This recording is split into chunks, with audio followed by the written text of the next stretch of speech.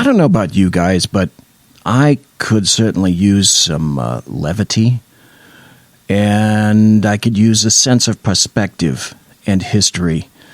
I wonder if there's some way for me to perhaps combine the two. Today marks my first State of the Union address to you, a constitutional duty as old as our republic itself. President Washington began this tradition in 1790 after reminding the nation that the destiny of self-government and the preservation of the sacred fire of liberty is finally staked on the experiment entrusted to the hands of the American people. For our friends in the press who place a high premium on accuracy, let me say, I did not actually hear George Washington say that.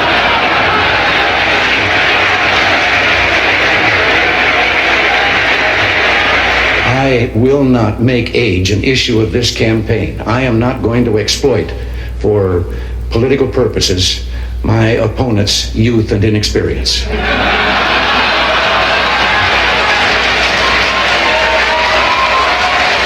Although I've been around for a while, I can remember when a hot story broke and the reporters would run in yelling, "Stop the chisels." But I am aware of my age. When I go in for a physical now, they no longer ask me how old I am. They just carbon date me. The story was an American and a Russian arguing about their two countries. And the American said, "Look, in my country, I can walk into the Oval Office, I can pound the president's desk and say, 'Mr. President, I don't like the way you're running our country.'" And the Russian said, "I can do that." The American said, "You can?" He says, "Yes. I can go into the Kremlin to the General Secretary's office, pound his desk and say, 'Mr. General Secretary, I don't like the way President Reagan's running his country.'"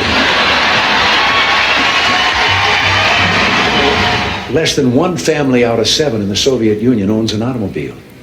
Most of the automobiles are driven by the bureaucrats. The government furnishes them and drivers and so forth. So an order went out one day to the police that anyone caught speeding, anyone, no matter who, gets a ticket. Well, Gorbachev came out of his country home, his dacha. He was late getting to the Kremlin. There was his limousine and driver waiting. He told the driver to get in the back seat, he'd drive, and down the road he went. They passed 2 motorcycle cops. One took out after him. And pretty soon he's back with his buddy, and his buddy says, "Well, did you give him a ticket?" And he said, "No." Well, he said, "Why not?" Oh, he said, "To him, important." Well, he said, "We're told to give anybody a ticket, no matter who it is." Oh, he said, no, this one was I could. Well, he said, "Who was it?" He said, "I couldn't recognize him, but his driver was Gorbachev." About 3 dogs, an American dog and a Polish dog and a Russian dog. They were all having a visit, and the American dog was telling them about how things were in this country. He said, you bark, and you bark long enough, and then somebody comes along and gives you some meat. And the Polish dog said, "What's meat?" The Russian dog says, "What's bark?" This one has to do with the fact that in the Soviet Union, if you want to buy an automobile, there is a 10-year wait. And you go through quite a process when you're ready to buy, and then you put up the money in advance. So there was a young fellow there that had finally made it, and he was going through all the bureaus and agencies that he had to go through and signing all the papers, and finally got to that last agency where they put the stamp on it. And the man then that had made the final stamp of the paper, taking the money, said, "All right, come back in 10 years and get delivery of your car." And he said, "Morning or afternoon?" And that's the way it went in Russia. Makes me wonder, is that the way that it goes right now? I have come here to chew bubble gum and kick ass. And I'm all out of bubble.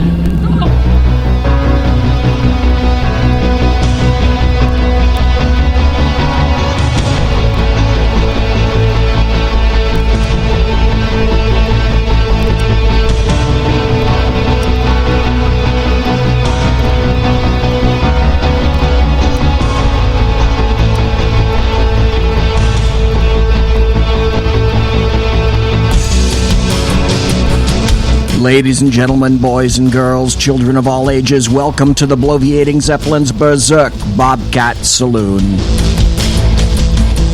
Belly up to the bar, we've kept you a seat, and it's great to see you back. Angel's gonna be a bartendress tonight. She pours with the best of them, and the smoking lamp is lighted. We don't water our drinks just like we don't water our conversation. Politics, religion, crime, culture, economics, race, sex, science, law. We talk about it all. Here at the saloon, nothing is sacred.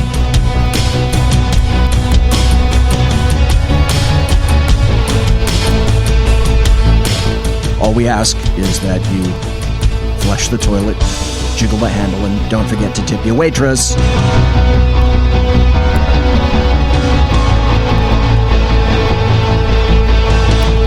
Tonight, the Berserk Bobcat Saloon. We have our special guest, Jersey Joe, the Reaver of Common Sense. He will reave the common sense directly out of your brain housing group. Also, tonight, Fresno State University chicks play with Islam. Then Islam plays with Fresno to the tune of 3 killed and whites hated. We're going to talk about Chicago gun violence. We're going to talk about a ridiculously unnecessary Easter death in Cleveland, where the suspect went to the Islamic Center of Cleveland. Then we get to ask the question, are we going to war? Steve Gern is going to weigh in on Islam. I ask the question, will Sweden actually see the light? Then, of course, there's Maxine Waters, every Democrat's best friend. It looks like there's a little bit of corruption going on to the tune of $600,000. New York City purges a report on Islam. Why would that be? Italexit. Well, it was Brexit. Then perhaps, depending upon this Friday, because there's a vote coming up in which Marine Le Pen, the person who logically leans to the right, because I think France is just about out of patience with regard to Islam. In any event, if Marine Le Pen happens to win in this first series of elections, depending upon the outcome, runoffs, etc., if she wins France, you can think Frexit. And then, with that in mind, I wonder if it will be Italexit next, because Italy had a 30% increase in, air quotes, refugees this year than the same time last year. And if we have time, and I always say this, if we have time, then we're going to talk about BLM, and that's not the Bureau of Land Management, that's Black Lives Matter, and why they want absolutely no Caucasoids whatsoever in any of the meetings. Welcome, I say, to chat, all the people in chat. I see that Mary Brockman is here. Her seat is clear at the bar. It's the one, you can't miss it. It's the one with the name embroidered on the back. White Mamba, the official attorney, registered trademark, of the Berserk Bobcat Saloon is here in chat. Kel is here in chat. Bigfoot is here in chat as well. Thank you very much. Thank you very kindly for the nice introduction. Ken of McClinton.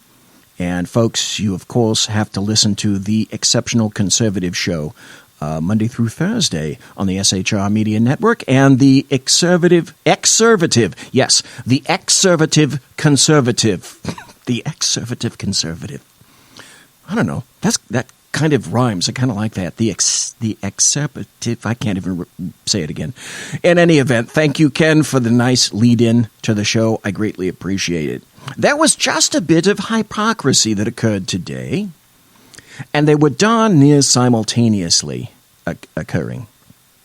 One event took place at Fresno State, and it was something similar to let's let chicks kind of dabble in Islam if we want to day. And here's a thoughtful individual who's running around deciding, oh, this burqa is kind of cool. It feels a little bit tighter than I thought it would be, but at the same time, it's like, I don't know, I'm wearing a head covering. I'm wearing a scarf on my head. I haven't seen a bunch of people staring at me yet, so I don't know. I'm a white girl in hijab, so. But I think it'll be good for me today. I'm probably expecting that I'm going to get some questions from people that might be a little bit uncomfortable, but at the same time I have a feeling that people are also going to be pretty supportive when they hear why I'm doing it. And so, I don't know, it's just something I've wanted to do, kind of Right, because your mothers grew you up so that you can wonder what it is like to be a Muslim woman. Never wondering what that actually means. How do you go through life that absolutely brain-glazingly, stultifyingly ignorant and naive when you don't even look? Well, all right, that's millennials and Gen Z is not looking around because they mostly couldn't give a shit about news anyway. Experience life through someone else's eyes a little bit and kind of experience, because I've heard that wearing the hijab can be pretty liberating because... Right, get that? Wearing a hijab can be very liberating. Maybe if a man is wearing it gives you an opportunity to appear as a woman without needing to show off your body kind of thing. So I'm interested in that. Wonderful. By the way, that little clip was provided by the Fresno Bee. That's odd. That's part of the McClatchy system. The McClatchy system is what I used to work for when I worked for KFBK in the very, very early 70s at KFBK Radio. And then I was also a stringer for the Sacramento Bee and for KOVR Channel 13. Those were all owned by McClatchy at one point. Then we heard there might possibly have been something else going on in Fresno while this little nutcase is extolling the virtues of Islam. Witness News begins with breaking news. As he was taken into custody, he yelled out, Ali Akbar. Actually, he didn't yell out Ali Akbar. That's the cousin of Bill Akbar. They're from Medford. These are different Akbars. These are Allahu Akbars. By the way, this is Chief Jerry Dyer of the Fresno Police Department who is speaking. Those are the words. The suspect accused of shooting and killing 3 people in Fresno this morning. Was this an act of terrorism? We continue to follow breaking news tonight. 3 men are dead and a suspect is now in custody. Good evening, everyone. Thanks for tuning us in. I'm Ken Malloy. Stop just a second. I find this rather astounding, and I'm kind of curious. Would this have gone out had it been any other station? Fresno is not known as a particularly large city. It more tends to be a town. Now, if this same event had occurred in, say, Los Angeles, or let's say Detroit, or Chicago, or New York, or Atlanta, I have a question for you. Would the newsreaders, the American media maggots there, would they have said that the suspect actually stated Allahu Akbar? And I'm Catherine Herr. The man who is in custody was already being sought by police. The first shots were reported at 10:45 this morning near Van Ness and Mildreda, just north of downtown Fresno. Seconds later, more shots a block away on Fulton Street, soon followed by more gunfire at Catholic Charities, also on Fulton. At Catholic Charities, also on Fulton. I wonder, do you think there might be just something of an agenda that this individual had? He doesn't even bear repeating his name. Obviously, I think looking at the name, however, you can make the judgment that Islam might be involved. And a victim arrived at Fresno Police headquarters right around that same time. The suspect is identified as 39-year-old Corey Ali Muhammad. He is also the suspect. That's not a Muslim. In the murder last week of a security guard at Motel 6 in North Fresno. Yeah, like Mary Brockman says in chat, those crazy peace-loving Muslims, they're just being wacky. 3 men were killed in the shootings this morning, including a PG&E employee, and his partner immediately rushed to the Fresno Police Department to get help. We have live team coverage tonight.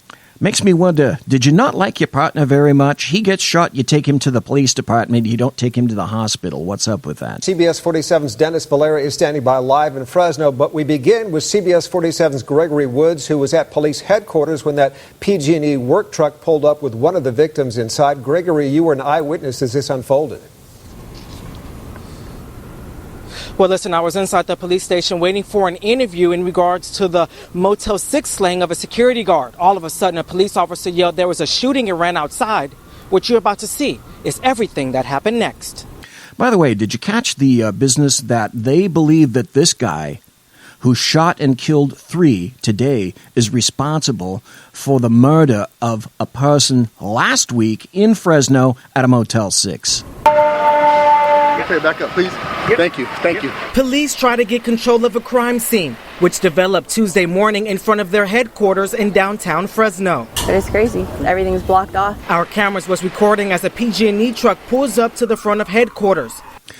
Cal in chat has a very interesting question. If the shooter was named John Smith, would he be labeled a far-right Christian? The windows are shot out. The passenger in the vehicle, a PG&E employee, who was shot and killed just blocks away. The driver was not hit. Driver of that vehicle ran up to headquarters and notified individuals that his passenger had been shot. About an hour later, our cameras captured video of the man believed to be responsible. Police say 39-year-old Corey Ali Muhammad killed the PG&E worker and 2 others downtown, just minutes apart. They tell us Muhammad is also the gunman who killed a security guard outside a Motel 6 Thursday night. As he was taken into custody, he yelled out, Ali Akbar. Chief Dyer says he's unsure if Muhammad is a part of any terrorist group. It's really scary. Katrina Tapia works downtown. She says it's an area that's become unsafe. It's not safe at all anymore, even though you're so close to the police station. Let me tell you a little bit about Fresno. Fresno is a very schizoid city. If you go to Fresno, you don't think necessarily of very many blacks. You don't think of very many Caucasoids. What you mostly think of is Mexicans. You could go into downtown Fresno and be challenged to find a sign other than perhaps a street sign in English. As ambulance arrived on scene to pick up the body in the PG&E car, Tapia sent her prayers. My heart goes out to the family. This is so unacceptable. It's just really sad. I'm so really sad. Dyer says the investigation will not only include his department, but also the feds to look into Muhammad's relation to any terrorist group. Now stop just for a second. In situations like this that have occurred before, did we, at such an early stage of an event such as this, have a police department possess the actual balls to say that the individual may have been a Muslim, that he actually yelled Allahu Akbar, and that Islam was involved, and because of that possibility, terror, and it looks like he was shooting mostly at Caucasoids, that they're even thinking about labeling it a hate crime, and they're going to contact the FBI. This is not the normal ball game played by large, big city departments. Certain that they're going to be very interested in this case. Now, Chief Dyer says Muhammad will face charges that include 4 counts of murder and 2 counts of attempted murder. Reporting downtown, Gregory Woods, CBS 47 Eyewitness News. Gregory, quick question. You mentioned you were at the headquarters for another story. What was it like when this tragic scene unfolded right in front of you? Well, listen, we're always at scenes where crime is happening, but never when you're inside of the police station. At first, it was confusion. Then we came outside, and next thing you know, you see the yellow tape going up. Folks were coming outside with their cameras. The fire department arrived. The ambulance arrived. And after a while, you start shooting. You start to see what's going on. Once I seen the yellow tarp go over the PG&E car, I knew today for Fresno was going to be a very sad day. Back to you guys. Thank you so much. Gregory Woods live at Fresno Police Headquarters. And PG&E released a statement on today's events. It reads in part, quote, "Our hearts are very heavy today as we have lost a member of our PG&E family. Our thoughts and prayers are with the family of our employee and all those impacted by this tragic event." Meanwhile, Fresno police say they have been searching for Muhammad around the clock since last Thursday when he allegedly shot and killed an unarmed security guard at the Motel 6 on Blackstone in Fresno. Blackstone in Fresno is sort of a main drag kind of street. I happen to know a little bit about Fresno because that's the town in which my wife happened to be raised. That security guard was 25-year-old Carl Williams. Today, his family was just blocks away from today's shooting, making funeral arrangements. Would it surprise you to know that Carl Williams, the photograph that has been placed in the video that I'm playing the audio to, appears to be a Caucasoid? They say his service will now be held on Saturday. Our team coverage continues now with more on what happened after that PG&E worker was shot. Police say Mohammed then shot and killed 2 others before he was finally arrested. CBS 47's Dennis Valera joins us now live. And Dennis, all of today's shootings happened within just minutes. Do we know if anyone was specifically targeted? Ken and Catherine, as far as police know, all of the shootings were random. Now, all of today's victims were white males, and Corey Mohammed is known to have anti-white and anti-government sentiments. Imagine that. Gee, I wonder if this was perhaps emphasized and buttressed just a bit by BLM. Or perhaps various elements of ISIS, the Middle East. Nah, that can't be connected at all. I'm sorry. Perish the thought. Now, because of that, the investigation into him has gone to the federal level. Fresno Units Information, only Southwest Units responding to shot spotter 300 block of North Van Ness. It all started at 10:45. The first alert of 2 shots fired at Van Ness and Mildreda. We've learned this was when a PG&E worker was shot. Within the next minute, 14 more shots were fired. The reason that this is a big story in Fresno is because Fresno is typically a pretty sleepy little town. A lot of people that are there that work in fields, a lot of former migrant farm workers, etc. This kind of thing just doesn't visit itself upon Fresno, except, of course, when it does. On foot, police say Corey Ali Mohammed went west to Fulton, then south toward Divisadero, all the while shooting 3 more people. 1 made it out without getting hit. The 2 others died. Police found him when he reached Divisadero. Since this individual was running from the last shooting incident, there had been a good chance that he would have escaped the area prior to us arriving. Classes were in session at Catholic Charities when this all happened.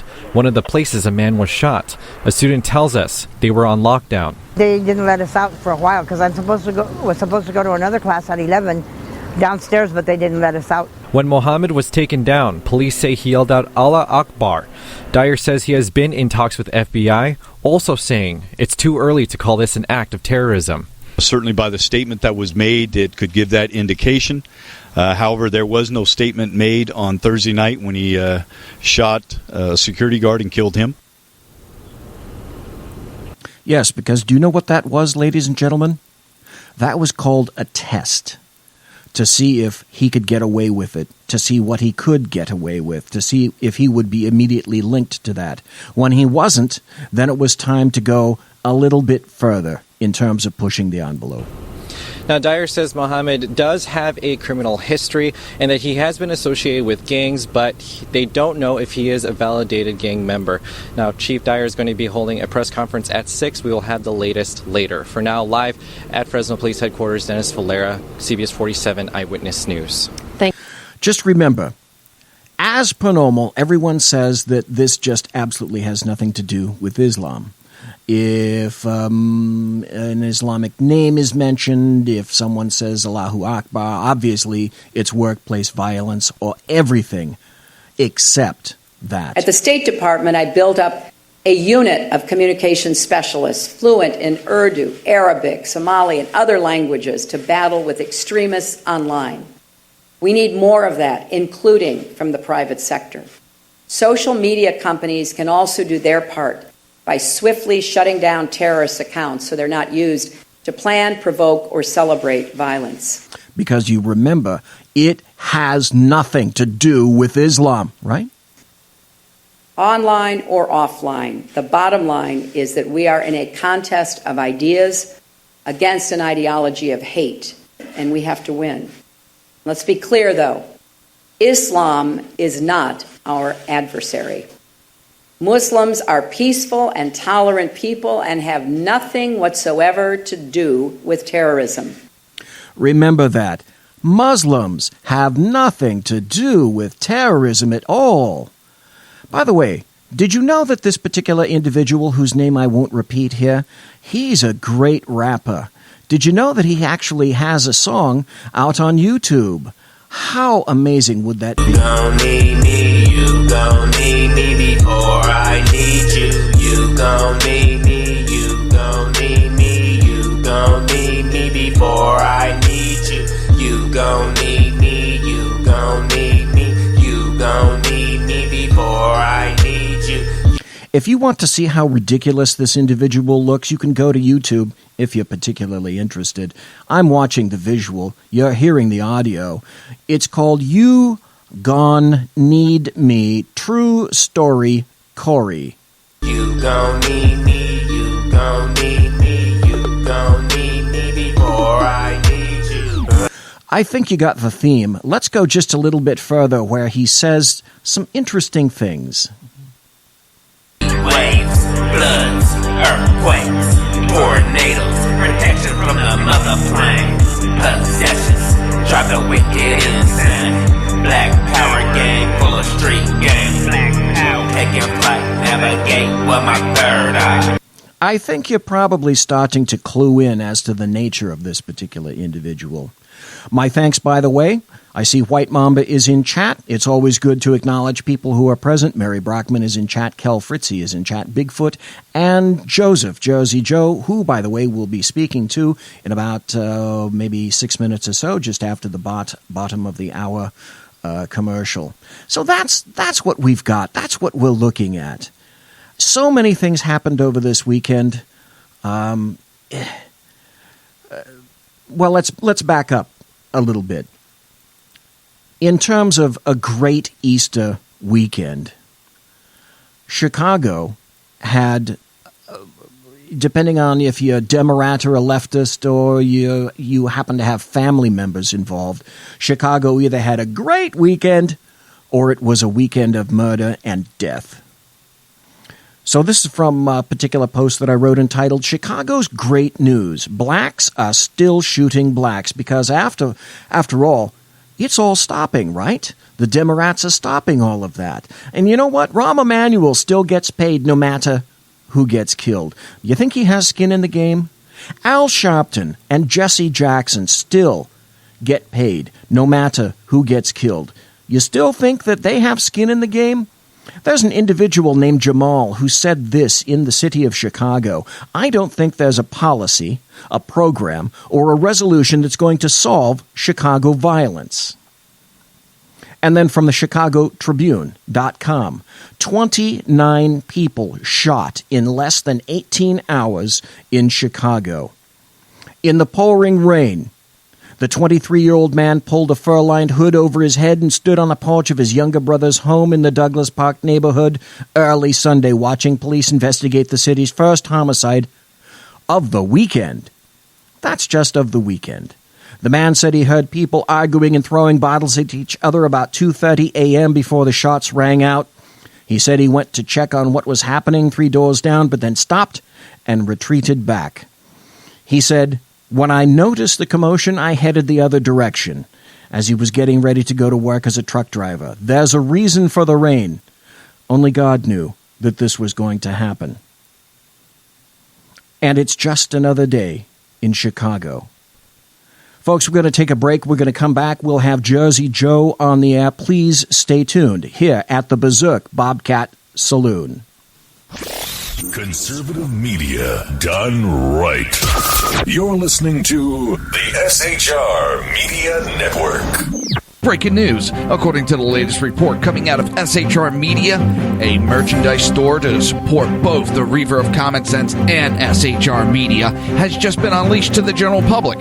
Be forewarned that this site can be contagious and numerous items can be purchased to support the best news programming. Go to Reaver.one website and click on the store link to check out the merchandise.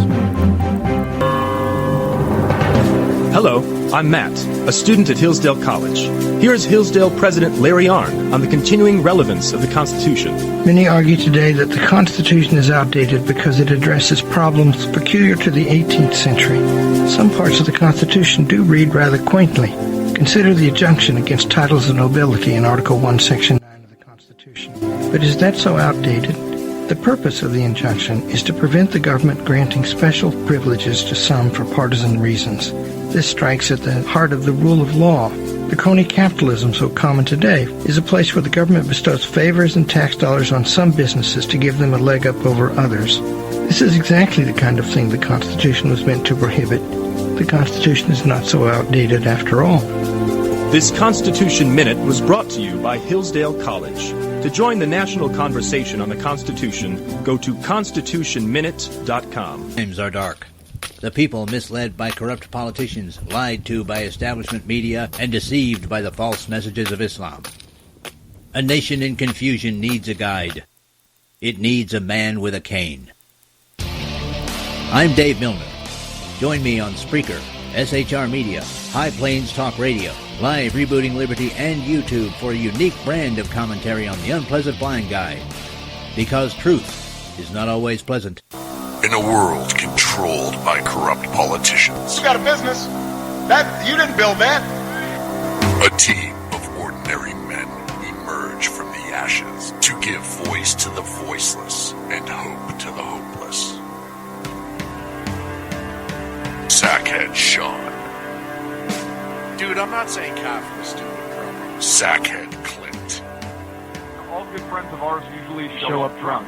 also starring Sako as the producer. I'm a little bit drunk, 'cause I'm drinking. They are the Sackheads Radio Show. Every Wednesday at 8 p.m. Pacific on SHRmedia.com.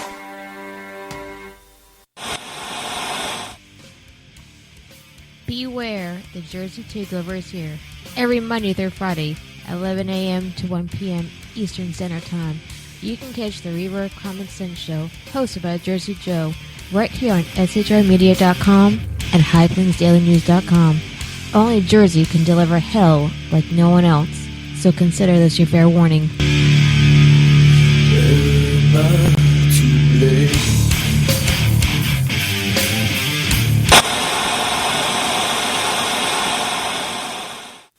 Conservative media done right. You're listening to the SHR Media Network. In a world where insanity reigns supreme and safety pin manufacturers are running out of metal for the diapers of the leftists, it's comforting to know an ancient, fat, long-haired, bearded reprobate has your mind in mind. Ladies and gentlemen, boys and girls, children of all ages, broadcasting behind enemy lines in occupied California. And despite every attempt by the SHR Media Network to revoke his shameless contract, we return to the bloviating Zeppelin's Berserk Bobcat Saloon. Ladies and gentlemen, boys and girls, children of all ages, indeed, welcome back to the bloviating Zeppelin's Berserk Bobcat Saloon. It's the bottom of the hour, and that means it's the witching hour. It's, let's see, that would be 11:30 on the right coast, and it's 8:30 on the left coast. And in Bolivia, it's 10:22 and 33 seconds. I have none other on the line than Jersey Joe, who is the Reaver of Common Sense. And I bigfooted his show so many times that I figured that it's only fair that he gets invited on my show as well. Are you there, Jersey Joe, and can we hear you? I can hear you. Can you hear me? I certainly can. Hey, welcome to the saloon. Thank you ever so kindly. I should have invited you earlier, but it takes me, because I'm so thick-headed and slow, it takes me a while to spool up the show and figure out just what the hell I'm doing. I feel a little bit more comfortable these days after having a few shows under my belt, so I thought, hey, this is a great time to invite Jersey Joe on the show and see what you have to say, because eventually what I would like to do, sir, is I'd like to have all the people on the SHR Media on the show, talk to them, get to know them a little bit more, and we can scratch each other's back and reference listeners to each other's show. So welcome, Jersey Joe, who is the Reaver of Common Sense. Good to have you here, sir. Thank you very much. I greatly appreciate it. And, you know, anytime, I've told you multiple times, anytime you're more than welcome on to the Reaver Show. Yeah, you had a nice element of class to the show, so I really enjoyed when you called in. and it's an honor to be here with you. Well, thank you very much. I see my $20 paid off and still continues to pay off to this day. So for that, Sean never passed it along. Sean still has that money. I'll always be eternally grateful for that, sir. So for those who don't know you, or for people who, for whatever reason, are stupid enough to come and listen to the show live here, though they have no idea who this fat guy is who's broadcasting right now, could you give a little bit of a background on you? And as I had to ask one time, just what does the Reaver of Common Sense mean? All right, the Reaver of Common Sense, basically what it comes down, Reavers are, if you go back to like ancient Greek mythology, Roman mythology, Reavers were the bringer of death. And I actually had came up with the name Reaver for a game I was playing. And when I was trying to come up with the name of the show, I was batting around a lot of stupid ideas. And all of a sudden I just thought of death of common sense. Well, to me, that was too direct, which maybe I should have done that because there's a lot of people, oh my God, they just don't get it. And I just thought that instead of saying that, put a little thought into it and go with the Reaver of Common Sense, depth of common sense. And I didn't mean to insult, but I got some people that, oh my God, just the way they come at and they're like, oh, where's the Reaver? What are you, Firefly fan or, whatever movie that are using Reavers? I'm like, no. Yeah, the Reavers were the bad guys in the TV series Firefly. You're right. Yep. Also, in the game of Battle Pirate, that's one of the enemies you face is the Reavers. And there was talks that they ripped off that theory and some of the images from Firefly. But I actually come out with the name before I have ever seen Firefly or they showed up in the game. I did. I like Greek mythology and all that. And let me ask you a question. Did you actually see the series Firefly? Since then, yes. Since then I have, and holy shit, I wish they would bring it back. In fact, I was just watching the whole series and the movie the other week when I was out sick. Because I wasn't sleeping much, so I was flipping through and I found a site and I'm sitting there watching all the Firefly again. It's a good show. It's a great show. Folks, if you're into science fiction, I guess you'd kind of call it science fiction with a Western bent. That particular world where they inhabit, Firefly, is there's been a war, and now they own a ship, and the guy is sort of a bounty hunter kind of thing. And then they had one spin-off movie called Serenity. But if you're into Netflix or something like that, just like Jersey Joe says, I'd consider watching the series. And then after like 10 episodes, something like that, it died, and they're not bringing it back. It's gone. It's TU. No, there was actually discussion just recently. But the only way Fox said they would bring it back is Josh Whedon would have to come back to be a part of it. Because he's the creator of the show, and he would have to come back. And he wants to, but he's kind of busy with the Avengers and, screaming at Trump and screaming at Republicans. So, well, that's how I don't. That's what they do. That's their jobs. Yeah. Listen, I wanted to bring one thing up, if you don't mind me changing subject for a second. Please. You were talking how the police were a little bit quicker to start pointing out that it was a Muslim. He said Al Akbar. Yes. I mean, immediately it just clicked in my head the administration we had. There's been police departments, I saw them on TV coming out. Well, we've been contacted by the government. They don't want us, speaking out just yet. They were being hamstringed by the Obama administration to keep their mouths shut. Now we got a government administration that's not going to hamstring them, let them do their job, just as he's letting other departments do their job. He doesn't micromanage like Obama did. So it doesn't surprise me that they came out already with that information that quick. You point out a very excellent example. San Bernardino, when that occurred, where the two Muslims were involved in the slaughter down in San Bernardino, and eventually the male was killed at the scene of an SUV. That's where I developed BZ's axiom, and that's this. The longer a particular agency or a department defers stating what is the obvious to most people, the longer it refrains from saying Islam, the greater a chance it is, in fact, Islam involved. And I think that's been pointed out I've been proven true, sadly, way too many times. What was it? There was the mall shooting, what was it, Washington State a year or two back. And me and Sean were talking on text and talking on the phone back and forth, and we were listening to the scanners, and we're hearing it might be a Hispanic running around. And we started hearing other reports, and we were going, that's not a Hispanic. That's a Muslim they're talking about. They just don't want to say Muslim because they're afraid of getting in trouble. So they're a light brown, possibly Hispanic. He was screaming some weird language that wasn't Hispanic, but it's a Muslim. And it's Muslims. Yeah. It just, I don't understand it. I didn't think, and me and my dad just got in this conversation, I think it was yesterday. I don't think this is going to be an ISIS-connected attack. This is just going to be some nut job, a Muslim nut job that went on this little rampage. And why I say that is, I think with the mother of all bombs, that just knocked ISIS back a step or two.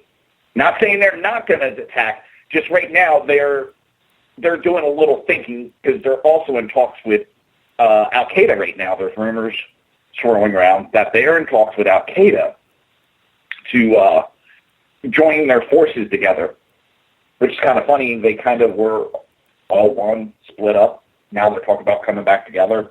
But I don't think it's going to be ISIS. Maybe ISIS-inspired, but not ISIS-connected. I would tend to agree, and I think this is where he got his background. If you look at some of the social media in which this guy was involved, and I also played I played his rap song, for Christ's sake, which was on YouTube. He obviously has some gang influence in the background, and if he'd done any time in a state or a local jail or prison, then it's not entirely impossible that he'd been radicalized there. And likely my guess would be he has another name other than Mohammed, and then for whatever reason took that up. And it's clear in any event, no matter how you slice it, he's not the best friend of Caucasoids. I think we can draw that conclusion. Yeah, everything I'm reading is he just wanted to kill white people. So I have to ask you a question. We're talking to Jersey Joe, who is the Reaver of Common Sense. And first things first, Jersey Joe, promote yourself. Where can we find you? How can we listen to you? Right here on SHR Media every Monday through Friday, 11 a.m. to 1 p.m.-ish. Mondays are a little weird for me nowadays. My wife's back to work, thank God, finally. And, well, my daughter gets out of school earlier on Monday, so I got to go pick her up. So it's like I got to leave right at 1 o'clock to get her on time. So it's, okay, the show ends like 5-10 minutes early at the door. But, yeah, I'm right here on SHR with the Reaver of Common Sense.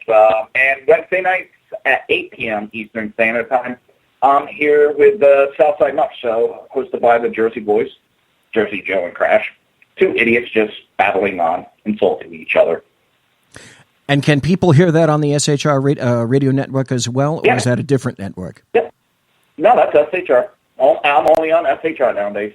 Okay. I've kind of just trying to put all my eggs in one basket now instead of having them all over the place. And if people want to find you on social media, do you have a Twitter handle? At Jersey Joe Talks. That's for Facebook and Twitter and Instagram, and I think that's all I'm on. Okay. And do you have a website, sir? Reaver.one. I suck at promotion, especially when I'm trying to promote myself. I suck at it. That's all right. Tell people now when they go to Reaver.one, it's not .com, it's .one. When you go to Reaver.one, O-N-E. O-N-E, correct. Now, what are people going to find? I had one person that I put in the numeric one and couldn't get to the page. When they go to your website, Jersey Joe, what are they going to find?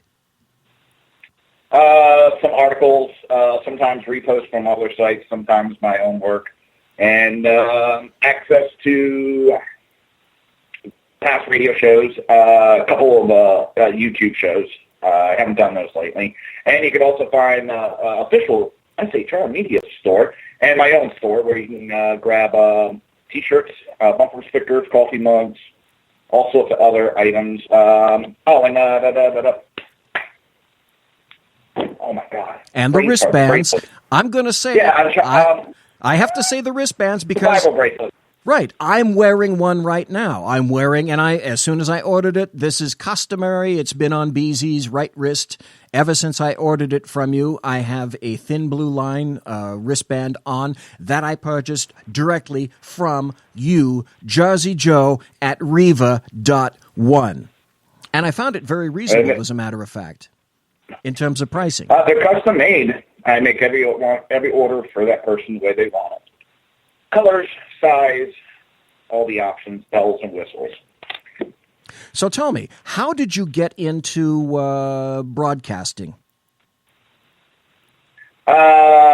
Basically, I've been retired because of injury, and going over social media, seeing what the hell is going on in this country, I started running my mouth on Twitter. From there, I started grouping up with some people that did some radio shows, started asking them some questions. And I just started doing a couple of podcasts and came across with Fat Kid Sean. Me and him got talking, and literally within a day or two, he had me cutting some podcast form. From there, I had gotten an interview with Chris Perantu, which we decided would go live. And that's when it went live, my show did. And pretty much since then, I've been doing the radio show since 2014. I think about September of 2014, I think it was. So you've been on the air consistently, Monday through Friday, since 2014? No, I started, it was originally Sunday nights, one time a week. I had to take a little time off because of personal issues. I think it was a couple months I had to take off. When I came back on Wednesday night? Either way, Sean was doing the Edge of Liberty, which was on every day, Monday through Friday at 11 o'clock Eastern Standard Time. And he was actually broadcasting from an AM station in New Jersey. And some personal issues popped up, and he had to go off the air for what was supposed to be a couple of days. So he'd asked me to co-host with Dan the Man Butcher. Last moment, I get a message, Dan the Man had to back out. Something popped up with him. And it was, we're going to have you do it by yourself. Which at that point, excuse the expression, I started to shit a brick because I had nothing prepared because I was only supposed to be a secondary commentator to Dan. He was going to do the whole show. Yeah, and I was sitting there like, oh my God. And I don't even know how to, hook into the radio station and all this. And I'm like, oh God. So I started filling in, and it was really an honor because I'm from that area. It was broadcasted out of South Jersey and Philadelphia, which is my stomping ground. So I had been doing it for about a week, and it picked up the second week. He hadn't come back. And he had decided he couldn't come back, and we were shutting down the AM station because that was costing a little bit too much money. And he asked me if I wanted to do the time slot, and that's where I picked up doing Monday through Friday on SHR Media. And I've been doing that for a year or two now. I want to say close to 2. Okay, Jersey Joe, tell us a little bit about your background. You were an emergency responder, were you not? Can you tell people about that and what you did? I was an EMT, an elevator maintenance technician. Eat more Twinkies, empty-minded foot. I was, towards the end of my career, I had made up to a deputy chief in my volunteer status. I was firefighter also since the age of 16, and I started that in 1988. Went on to be paid EMT, multiple agencies from New Jersey all the way down here to Florida, and I've seen, you never say you've seen everything, but I've seen from A to Z pretty much everything out there. And just, I'm retired now. I did emergency teaching of emergency medicine, CPR, first aid,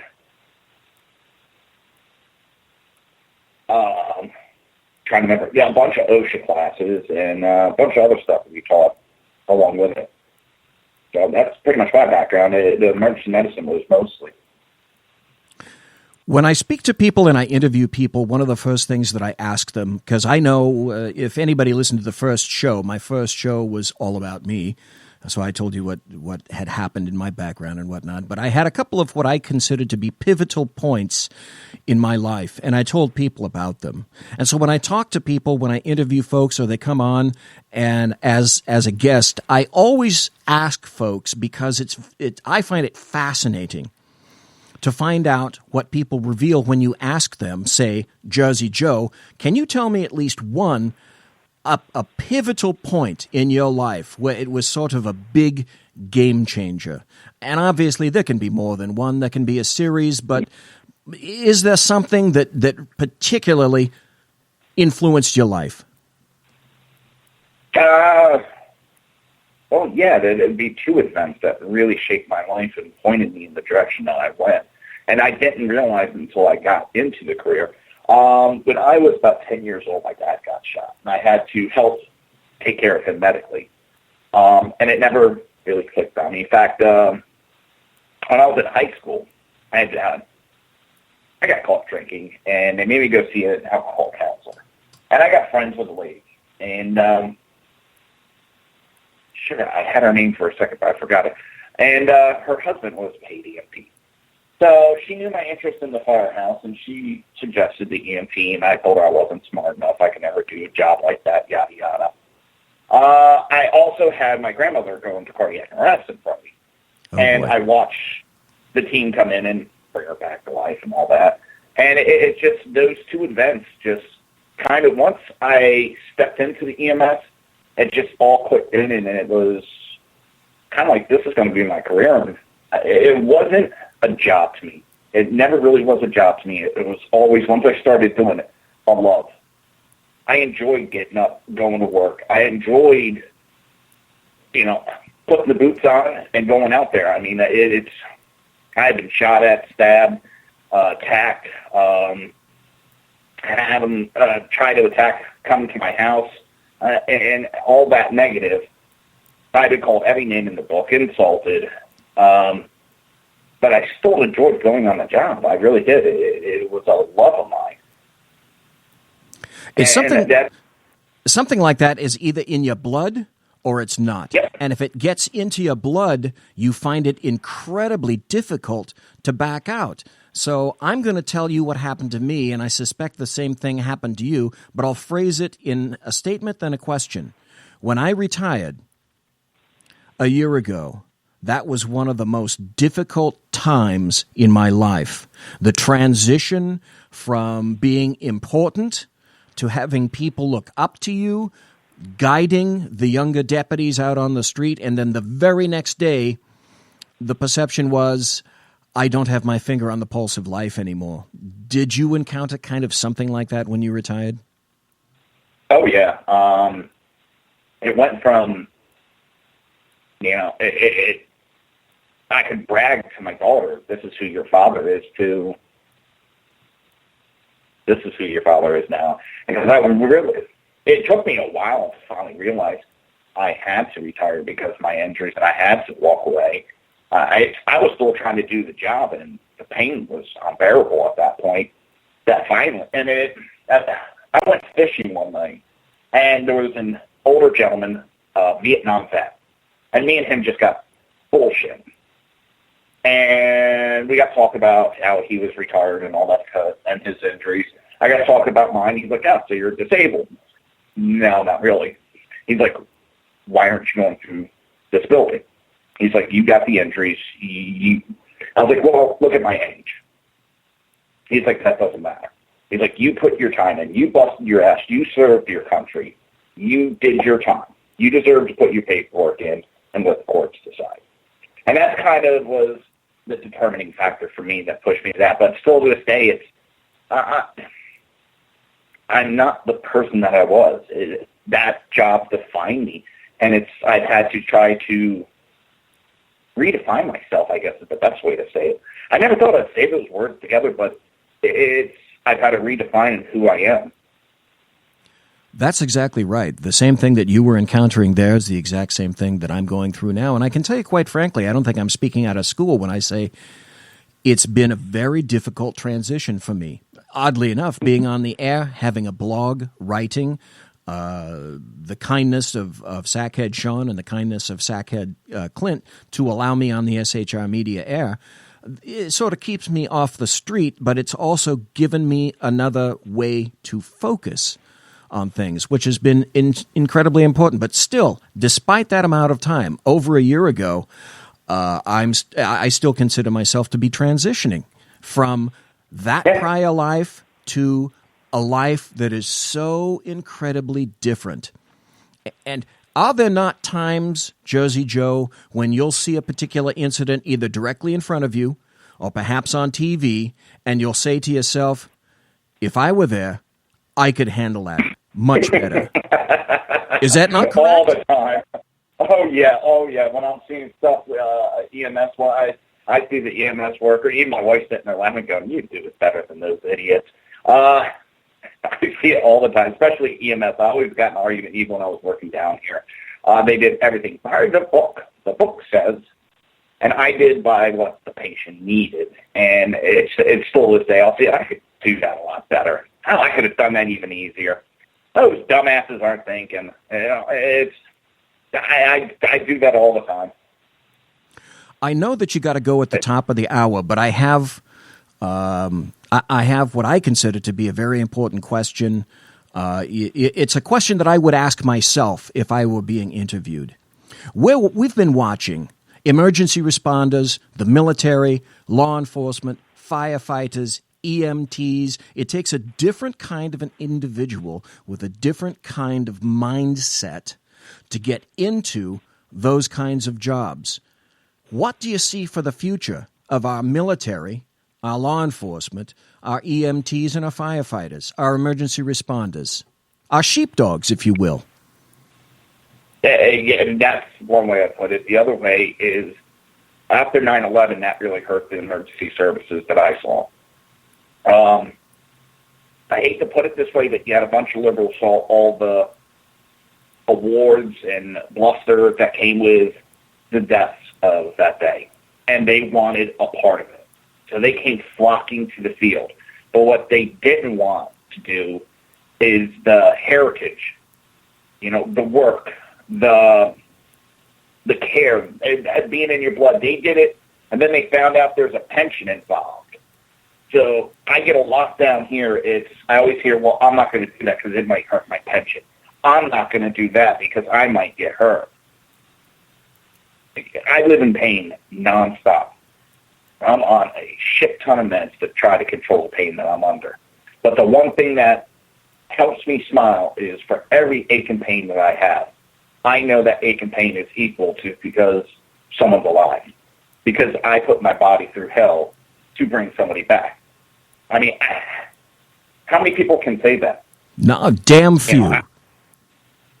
And you know exactly what I'm talking about. You put your body through hell so someone else may live. And it reminds me of a conversation I got into with my brother-in-law. He lives out in California, and this is going back a couple of years. And California, in the area he was living in, it's somewhere near San Jose. They had passed the law that with the house catching fires, firefighters didn't have to go in if it was in a zone that was known to have forest fires. And I said, that's bullshit. That's their job. Well, they shouldn't have to risk their life. And it was, no, that's their job. That's their job is to risk their life. And we had to have that conversation. And once I explained to him the mentality and what the job entails, he understood it. And he was like, all right, yeah, now I understand it. Now I agree with you. But it's too many times I see firefighters that don't want to go into a burning building. Why are you a firefighter then? I might get smoke inhalation. Yeah.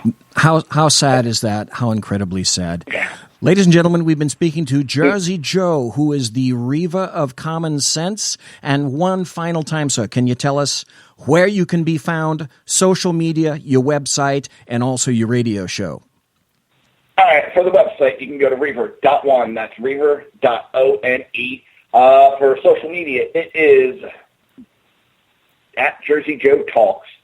That's for Twitter and Facebook. And for the radio show, you can catch me for my main show is Monday through Friday, 11 a.m. to 1 p.m. Eastern Standard Time, only on SHR Media, and Wednesday nights at 8 p.m. on SHR Media with the Southside Much. So, BZ, I want to thank you so much for having me on. It was an honor.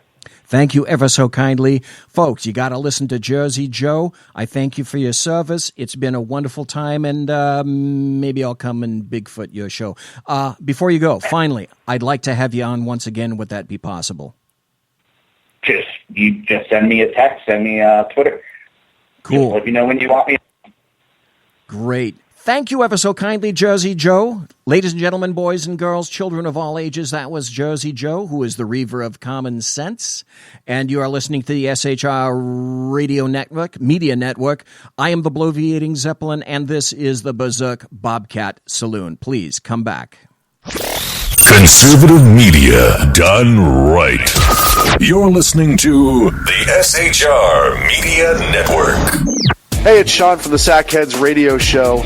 Also one of the owners here at the SHR Media Network. Are you opinionated? Have you ever wanted to do your own show? Have you ever heard somebody like the Sackheads and go, yeah, I could probably do that better? Well, now's your chance. Send me a 5-minute clip at sackheadsradio@gmail.com, and maybe you can be part of the SHR broadcasting team. sackheadsradio@gmail.com. Times are dark. The people are misled by corrupt politicians, lied to by establishment media, and deceived by the false messages of Islam. A nation looking for direction needs a guide. It needs a man with a cane. I'm Dave Milner.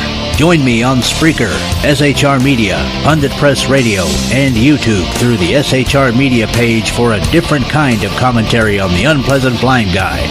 Because the truth is not always pleasant. In a world controlled by corrupt politicians, You got a business. That you didn't build that.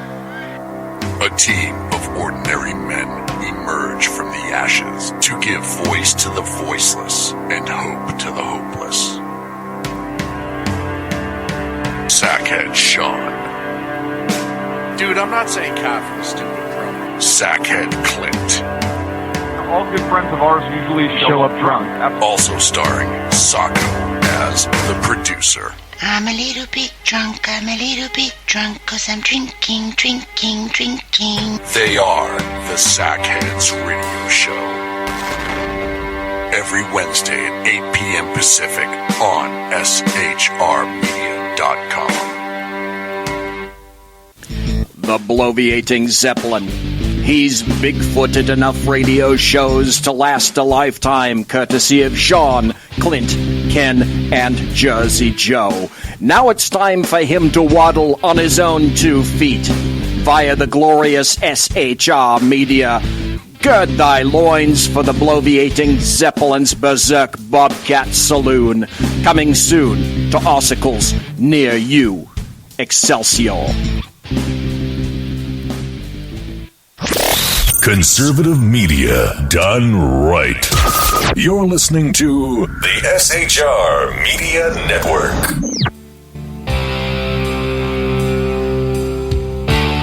Ladies and gentlemen, boys and girls, children of all ages, you are listening to the Bloviating Zeppelin's Berserk Bobcat Saloon. Right thinking from a left brain. And thanks for being in chat. Thanks for listening live. And I suspect that I get most people listening in podcast, because if you're on the right coast, like a lot of people are, you're not listening to a lot of radio at 11 p.m. And as a matter of fact, it's only 9:05 here on the left coast. But on the right coast, it's 12:05. And if you're listening to me live, then God bless you for everything you do. Speaking of chat, we have Bigfoot in chat. We still have Jersey Joe in chat. Thank you again, Jersey Joe, for coming on the show. Really, really appreciate it. I would love to have you on again. Mary Brockman, thank you for all the kind words. White Mamba is there. Kel Fritzy, great. And if I could do this with like underline and italics. Kel Fritzy, thank you for being here. And Roger Staubach. How's your throwing arm these days? That was my first question. When we left before Jersey Joe came here, we're talking about some of the recent shootings that occurred this past Easter weekend in Chicago, which happens to be, this is a shock. Would you be surprised in any way to discover that Chicago had some of the most stringent gun laws in the nation? It's true. They do. Even TheAtlantic.com admits that Chicago has a serious problem. It says the problem is real. 762 people were murdered in Chicago last year. A stunning 58% jump in homicides from 2015. So large was the sharp, sudden increase in homicides in one of America's largest cities that it tangibly raised the entire nation's homicide rate higher for 2016. But nobody really knows why it's happening. Really? Do you think so? Do you suspect that there are some reasons as to why it's happening? Well, The Atlantic continues and says, even the data on one of the most obvious possible causes, a sudden shift in policing tactics, offers little clarity. Street stops had been in steady decline since early 2014 when they peaked at 80,000 stops per month. This is in the city of Chicago now.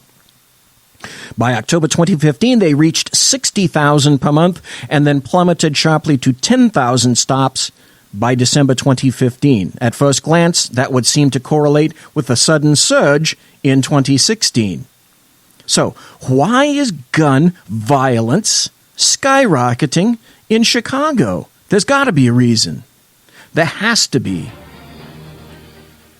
Welcome to Tucker Carlson Tonight. 2016 marked a long and violent year in the life of the city of Chicago. 3,550 shootings, 762 murders. That's an average of more than 2 killings every single day, and it's getting worse. This year's death toll marked a 57% increase over the year before. So what is going on in Chicago? Well, to many politicians and activists, the answer is obvious. There are too many guns and not enough restrictions on those guns. But wait. Chicago already has some of the strictest gun control laws in the country. Yes, it does. Isn't that odd that people seem to forget that? That's awfully convenient. And those laws have not gotten any looser. Could it be that the left's central assumption about crime control is wrong? Joining us now is Joshua Horowitz. He's executive director of the Coalition to Stop Gun Violence. Joshua, thanks for coming on. Hey, thanks for having me. I appreciate it. So if you look at the numbers, and I have, there doesn't seem to be any direct correlation between gun ownership and acts of violence. So more Americans own guns than they did 20 years ago, a lot more. And there are far more guns per person in America than there were 20 years ago, and the homicide rate has dropped dramatically. If gun control is the answer, how can that be right? Well, I think we've got to talk about some of the assumptions that you made. First of all, gun ownership across the board is not up. Gun ownership concentrated in less individuals is, as you mentioned, owning more and more guns. But here's what False. Stop. I'm not going to let that pass. That's a statistic that is false. Do you know? Take a guess. Ladies and gentlemen, boys and girls, children of all ages, if you're listening in chat, answer this question. What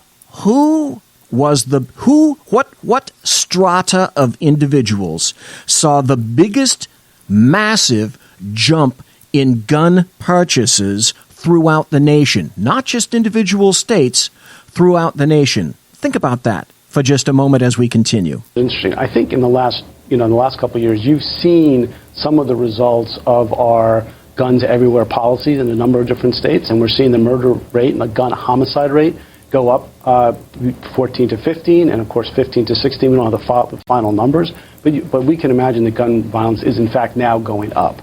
So I think we have to sort of look at that and say, what's going on in the United States? Have we loosened gun laws too much? Have we loosened gun laws too much?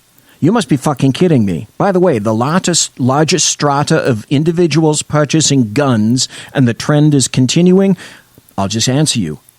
Women. Where are we with that? And I think, as we've discussed, I really believe gun ownership per se has an effect on the suicide rate, but I think that on the homicide rate, you have a much more complex picture. Well then, but wait, I've been told since I was a child that the reason there are so many murders in places like Detroit in Chicago is because there are not enough gun laws or they're going across state lines to buy guns.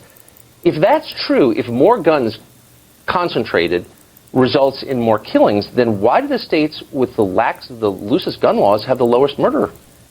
Right, because as you and I both well know, criminals are leaving the city of Chicago, driving across state line, and actually purchasing with credit cards or money, guns from another state. Right. Rates, which is true. New Hampshire, Vermont, Wyoming, Maine, Idaho. So that's not true. I mean, so there are some states that have loose gun laws that have low murder rates, but there are also some states, for instance, Louisiana, Arizona, South Carolina, with very lax gun laws and very high homicide rates. But the highest, but look, I'm not arguing that there's a direct correlation between loose gun laws and low murder rates. Right. I'm merely arguing that gun control doesn't make us safer. That's pretty obvious based on the numbers. So why are you still running a gun control program? Okay, so let me say, just give you... Because that's all they have. All they have is gun control. The people who are advocates of gun control are not versed in history. They have no idea really why the Second Amendment exists. And they simply want, I'm not speaking out at school when I say this, the ultimate goal, as you and I well know, of leftists, Democrats, anarchists, progressives, whatever name you wish to insert, the ultimate goal is the disarmament of the United States of America. Some will come out and be honest. I value honesty and clarity. Most won't tell you that, but that's their goal. An example, there's a really interesting study out of Missouri recently. Okay, so Missouri gets rid of their gun violence prevention laws, right? So that they have a permit to purchase law and they have some concealed carry restrictions. Those are all gone, and their homicide rate their gun homicide rate goes up 25%. So the evidence is getting closer and closer. I mean, we really believe the evidence is showing that in fact, not a group of gun violence prevention laws, in fact, do lower the homicide rate. Really? And what? Okay, so Chicago, 35. Right, that's working so well in Chicago, you baboon. 500 shootings last year. Right. 762 murders. What gun laws would have prevented that? So Illinois has okay gun laws, okay? So they don't have the best, they don't have the worst. But what they do have is 60% of their guns that end up in crime come from other states. And those other states, of course, think about Wisconsin, Mississippi, Indiana leads the way there, right? There we go. That's the leftist answer. Chicago gun violence is responsible. It's the responsibility of the state of Wisconsin. It's not the people pulling the trigger. Perfect. So those guns are coming in from those states with weak gun laws, and they're going across borders, and they're ending up in crime in Chicago. So what we really need to do is to make sure that the evidence-based laws that we think work, background checks, etc., that we have them on a national basis. Because Illinois is in a... But hold on. I've heard this argument, but so New York City has seen a dramatic drop in gun crime, right? Right, and they have great gun laws. And it's right south of Vermont, which has the laxest gun laws in America. And you could get in a car and drive up there. So why isn't that the same?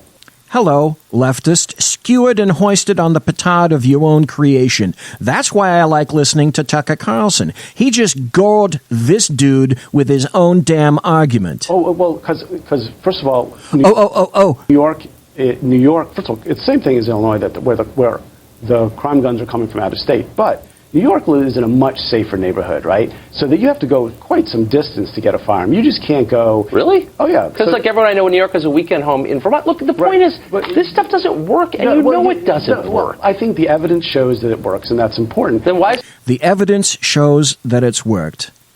Do these fucking people not have a clue as to how criminals work? There's a C in front of criminals because they are, in fact, criminals. They don't obey the law. That's what they do. That's the job. It's in their job description. Look on page 2 and you'll see it's what criminals do. They don't obey the law. Who's hampered by the law? People who obey the law. Isn't it working in Chicago? I mean, really, is the real reason it's all the fault of Indiana? No, really? Let me ask you a question. Do you think we'd be better off in Chicago with more firearms?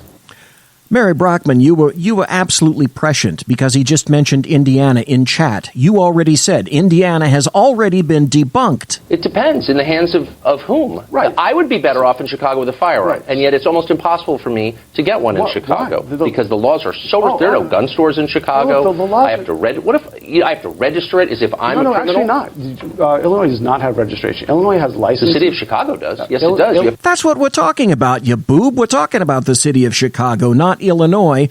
Chicago has the gun violence. Chicago is the problem. That's why you're on the show, to talk about Chicago. UMORON. Hello. To buy a license to have a gun. Illinois has a license, and what you do is you get a license. Actually, it goes for 10 years. So I have to ask the permission of the authorities. Look, the only point is, for example, I go onto your website and you say one of the big problems is assault rifles. So of the 762 murders in Chicago, how many were committed with assault rifles? Well, yes, another specious argument, another reason I listen to Tucker Carlson. Assault rifle deaths are greatly overstated, incredibly overstated. But because they're black in color and they have sort of evil-looking thingies attached to them that people who are not familiar with guns have no idea what they are, but they're strange-looking, so clearly assault rifles must be evil by nature. I don't know that actually that's from my website, but let me tell you. Well, it is. Actually, I have it right here. So let me explain to you. Now, you think Tucker Carlson would actually quote a website that these people have been on and give them the information, and this guy says, no, that's not from my website? Do you think Tucker Carlson is that stupid? About assault weapons. Assault weapons make killing more lethal, okay? So what we have in that situation is assault weapons have more deaths per shooting. They don't necessarily cause more shootings, but when you use an assault weapon in a crime, you end up with more people dead and more rounds so in fired. Chicago, there are 762 murders last year. How many were committed with so-called assault weapons? Right, but you know what? That's a small issue. But what's the answer? Well, I don't know. That's a small issue. I don't know. But you run a gun control group. I mean, and you're pushing for right here, semi-automatic, military-style firearms designed for one person to kill people. Right. So we have the city with one of the highest murder rates in the country, and how many were committed with assault weapons? But I think the bigger question is The bigger question is, come on, Tucker, he doesn't want to answer the question because it's absolutely immaterial to gun crime in Chicago. He's evading. How many guns were trafficked without background checks? That's what I spend my day working on. I want to figure out, how do we prevent guns from being trafficked? And let me give you another example. Mary Brockman says a knife is an assault weapon. Do you know what's an assault weapon these days? How about assault trucks, assault cars? Let's take away all the guns from a nation, and people will find something, let's see, that's right, with a truck or a car, even more deadly. We have a terribly weak federally anti-trafficking law right now. And one of the biggest issues, and I'm sure you agree with me, and this is a bipartisan issue, if you are trafficking firearms, there should be a real penalty for it, and there should be federal deterrence. We don't have that in this country, and that's why a number... Stop. I can't take this bullshit anymore. Wrong. I mentioned this, for example, last night on Ken McClinton's show. In California, of all damn places, there was a particular place called Palo Alto. And East Palo Alto had some of the worst gun violence on the entire East Coast in the 90s, when crime was really hitting a great groove. And how did we stem that particular tide? We brought in the federal government, and that was under Project Triggerlock. And when you carried a gun in this area, generally the Bay Area and certain agreed to in a contract parts of California, when you committed a crime, you were linked to a gang.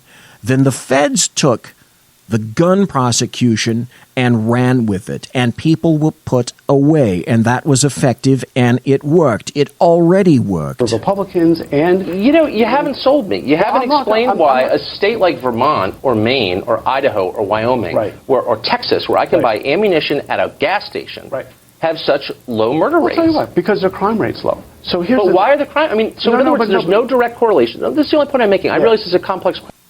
You're going to tell me that the crime rate is low in Mississippi? You're going to tell me that the crime rate is low in Texas?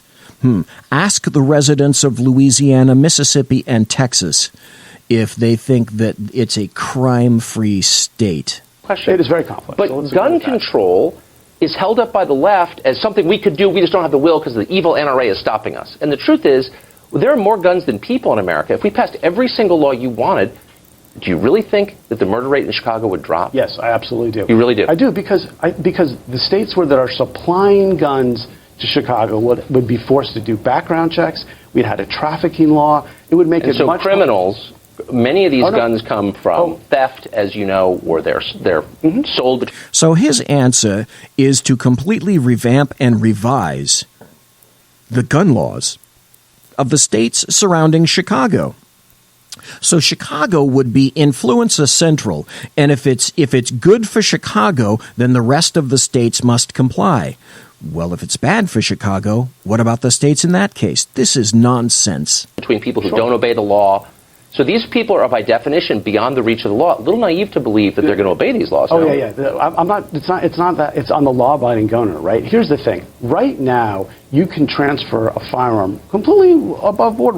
You can go on, sell it on an internet site or whatever to someone without doing a background check. That person may be a criminal, may not be. But here's the thing. Again, statistically and factually and legally wrong. If you're on the internet, each state has its own facts behind them. In California, for example, if I have a gun that I want to sell, just to my next-door neighbor, I have to sell it through a person that has what is called an FFL, a federal firearms license. If I don't do that in California and other enumerated states, I'm committing a felony. We want to make sure that the law-abiding gun owner is not transferring into the criminal market. The law-abiding gun owner is will do the right thing, but it's really the issue of how do we not transfer guns. Well, what if the law-abiding gun owner wants to own what you called a military-style assault weapon? Yeah. Okay. Why can't he do that? And second, what is a military-style assault weapon? Thank you. So let me give you the definition first. So it's a centerfire rifle, right? Okay, with a detachable magazine. Okay, so above a .22 caliber, centerfire detachable, right? With a grip below the stock and something on the front to hold it. So those are the definitions of assault weapon. Well, that's not really. That's why people call an M1 an assault rifle, because it's been called an assault rifle by leftists. Maybe I'm getting too deep into this, but these people have no idea what they're talking about. Factually speaking, I'm sorry. Not so different from my .30-06, a deer rifle. So why? It is different. Do you have a thumbhole stock on that and a detachable magazine and a? Yeah, it's got a detachable magazine. But does it have all the other items? Let me tell you why. Okay, tell us why. Tell us why that my .458 Weatherby centerfire rifle with a beautiful scope on it is less of a threat than, say, an Ivor Johnson 22. Because with that .458 Weatherby, I can reach out and touch you from just about a mile away. Here's what the stock is like. I mean, this suggests you don't know much about guns to me. I think it really matters, and I think maybe you haven't shot. Have you shot an AR-15? Yeah, I own one. Okay, great. So what's important about an AR-15? The important about an AR-15 is you can keep your barrel, and you probably can do this, your muzzle on the target round after round after round. You don't have to reload. It's meant to kill people. So here's what I think we should do. You don't have to reload.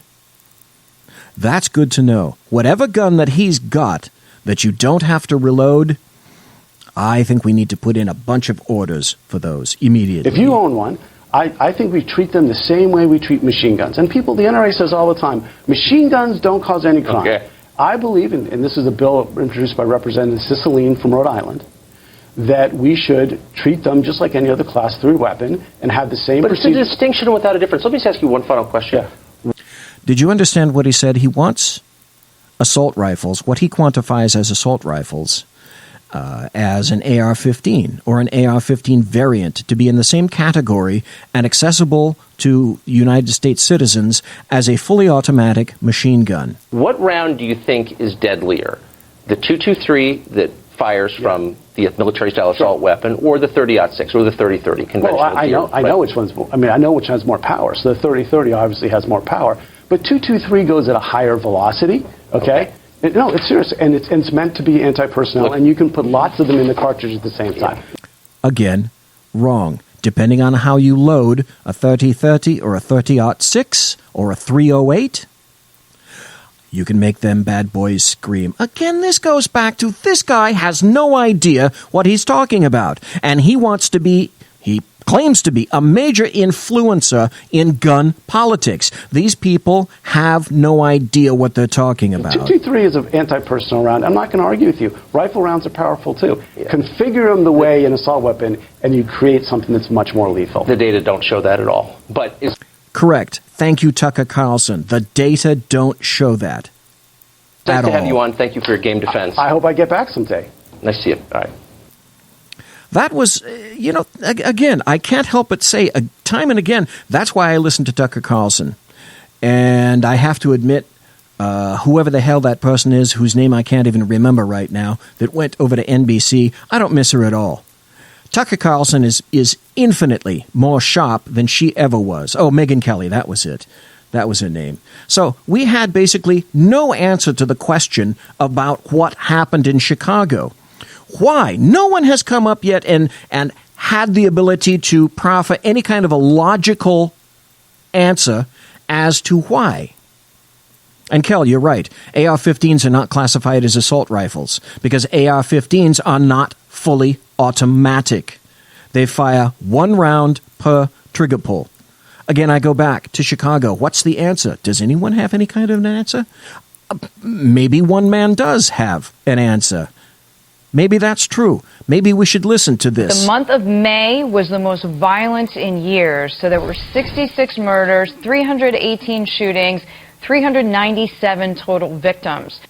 By the way, Mary, you're right. AR does not stand for assault rifle. It goes back to Eugene Stoner from the brand Armalite. AR, Armalite. That's what it comes from. The murder rate is up more than 40% over this time last year. FBI Director James Comey says more should be worried about the spike in murders. The people dying are almost entirely black and Latino men, and we can't drive around that problem. It's being reported on at local levels, but in my view, it's not getting the attention at the national level it deserves. I don't know what the answer is, but holy cow, do we have a problem. Sheriff David Clark of Milwaukee County is with me now. Good to see you, Sheriff. Why is the violence getting worse? We mentioned Chicago. Chicago is not alone. I'm going to come back to that in a minute. But just in that city, 7 were killed this weekend, 32 wounded. What? Do you think Sheriff David Clark has an answer for this? I bet he does. What is happening? Well, the reason it's happening is because Mayor Rahm Emanuel can't get his arms around this thing. He is showing himself to be totally incompetent to get this violence under control. Look, the social order in several neighborhoods in the city of Chicago has totally collapsed. We're talking the west side, the northwest side, and the south side. These figures are staggering. 66 people murdered in May alone, 400 people shot. June starts out no better. But there seems to be no sense of urgency. And James Comey, Director Comey, is right. How many more black people have to be shot and killed before somebody in the state of Illinois and the city of Chicago realizes that they have a crisis on their hands? Deirdre, I want to know why a state of emergency has not been declared by Governor Bruce Rauner. I want to know why Rahm Emanuel hasn't imposed a curfew, not in the entire area of Chicago, in the 3 neighborhoods I identified, a 6 p.m. to 6 a.m. curfew. Why those hours?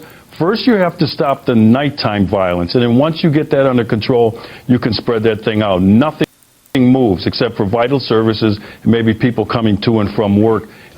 There we go. Now, we're going to come back to this because Sheriff Clark obviously has some really good ideas about it. But unfortunately, as we leave for the break, I have to tell you, I can only draw one conclusion about all of this. This occurred on just this past weekend. That occurs primarily in Chicago. Black lives don't matter. Conservative media done right. You're listening to the SHR Media Network. Breaking news. According to the latest report coming out of SHR Media, a merchandise store to support both the Reaver of Common Sense and SHR Media has just been unleashed to the general public. Be forewarned that this site can be contagious and numerous items can be purchased to support the best news programming. Go to Reaver.one website and click on the store link to check out the merchandise. Hello, I'm Matt, a student at Hillsdale College. Here's Hillsdale President Larry Arnn on the continuing relevance of the Constitution. Many argue today that the Constitution is outdated because it addresses problems peculiar to the 18th century. Some parts of the Constitution do read rather quaintly. Consider the injunction against titles of nobility in Article 1, Section 9 of the Constitution. But is that so outdated? The purpose of the injunction is to prevent the government granting special privileges to some for partisan reasons. This strikes at the heart of the rule of law. The crony capitalism so common today is a place where the government bestows favors and tax dollars on some businesses to give them a leg up over others. This is exactly the kind of thing the Constitution was meant to prohibit. The Constitution is not so outdated after all. This Constitution Minute was brought to you by Hillsdale College. To join the national conversation on the Constitution, go to constitutionminute.com. Times are dark. The people misled by corrupt politicians, lied to by establishment media, and deceived by the false messages of Islam. A nation in confusion needs a guide. It needs a man with a cane. I'm Dave Milner. Join me on Spreaker, SHR Media, High Plains Talk Radio, Live Rebooting Liberty, and YouTube for a unique brand of commentary on the unpleasant blind guy. Because truth is not always pleasant. In a world controlled by corrupt politicians, You got a business. You didn't build that. a team of ordinary men emerge from the ashes to give voice to the voiceless and hope to the hopeless. Sackhead Sean. Dude, I'm not saying Catholics, stupid. Sackhead Clint. All good friends of ours usually show up drunk. Also starring Socko as the producer. I'm a little bit drunk, cause I'm drinking. They are the Sackheads Radio Show. Every Wednesday at 8 p.m. Pacific on SHRmedia.com.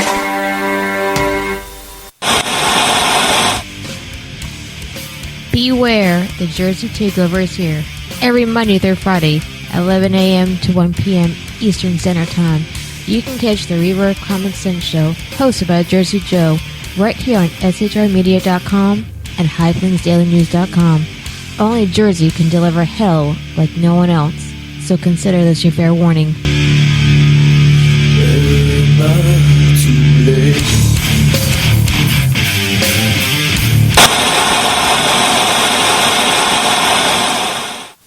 Conservative media done right.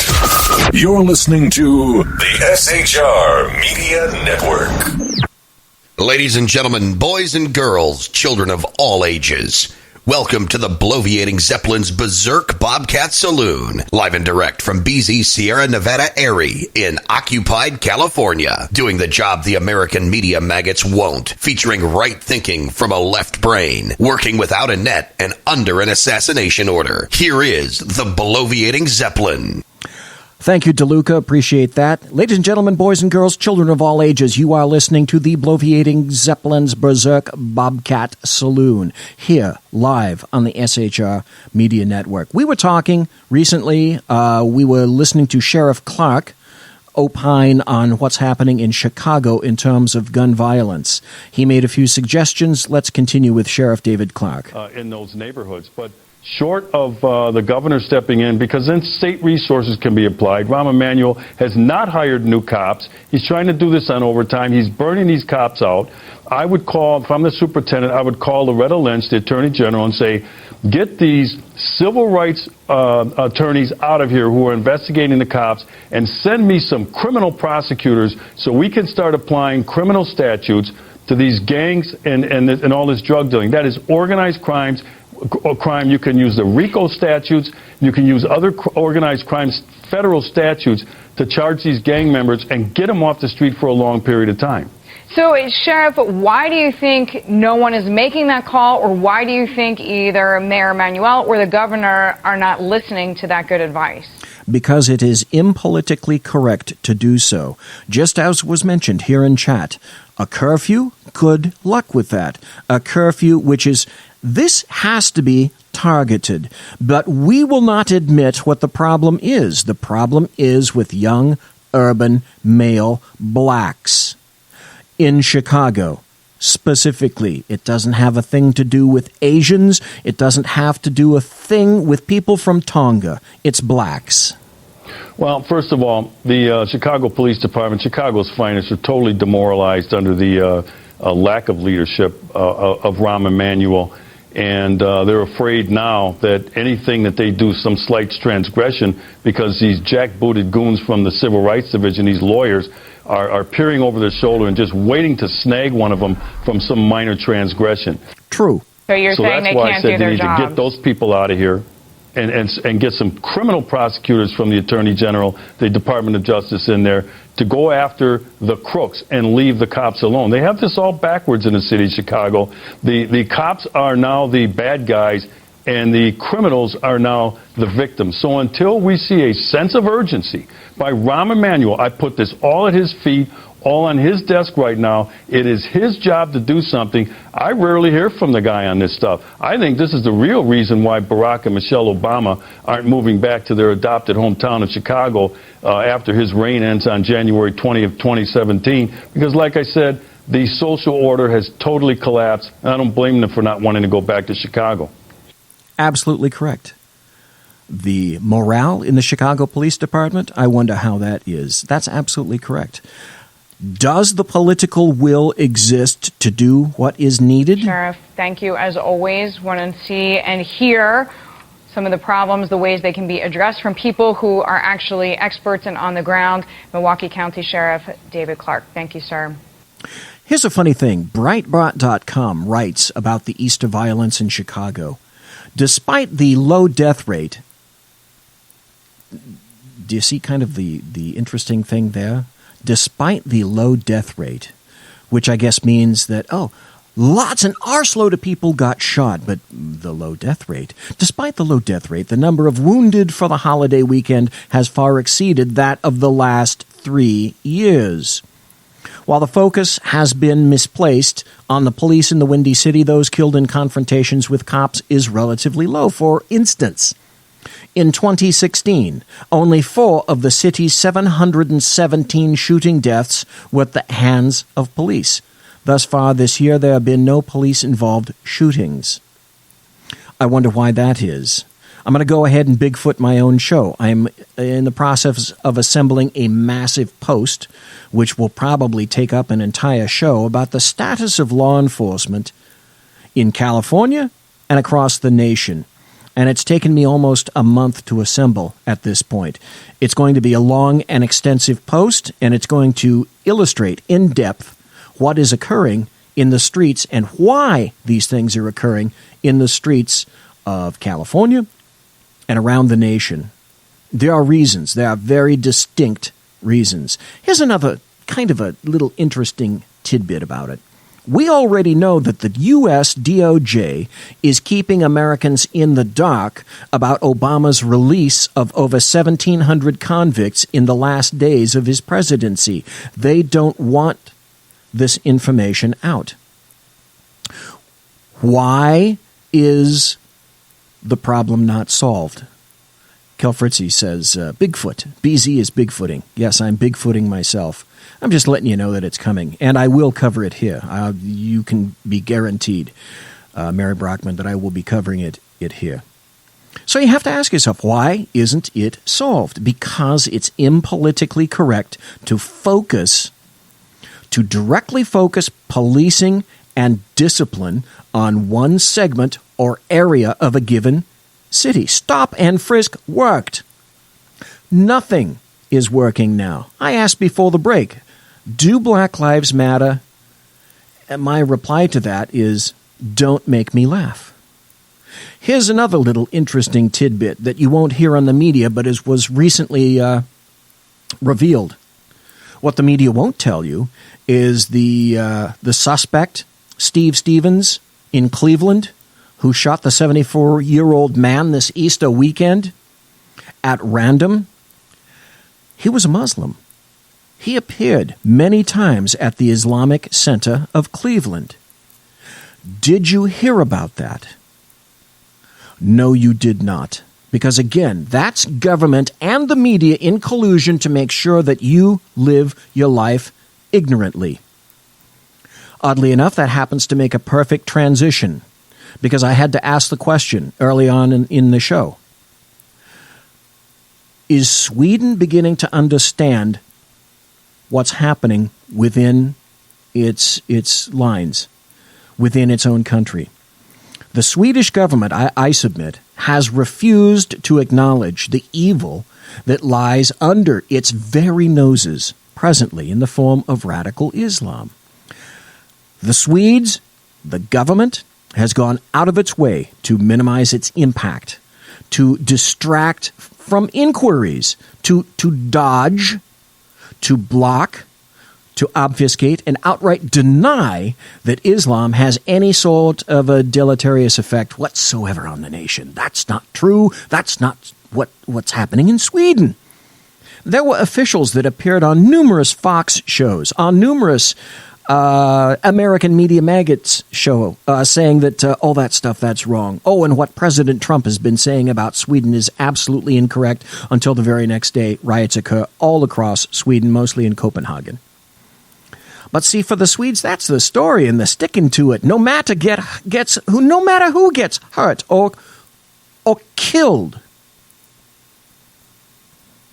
From the UK Daily Mail, Stockholm police make terror arrest. Injured man confesses that he drove hijacked lorry, that's a truck, into shoppers, killing 4. This was 2 weeks ago. Swedish police arrested a man in North Stockholm who confessed to carrying out a deadly truck attack in the center of the city, local media reports. What do we know about Sweden? A lot of guns in Sweden? No, there are not.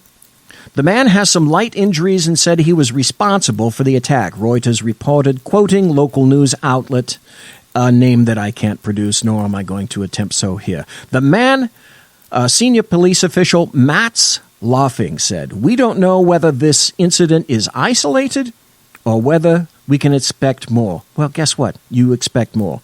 "We have police positioned at several strategic places with a particular risk threat."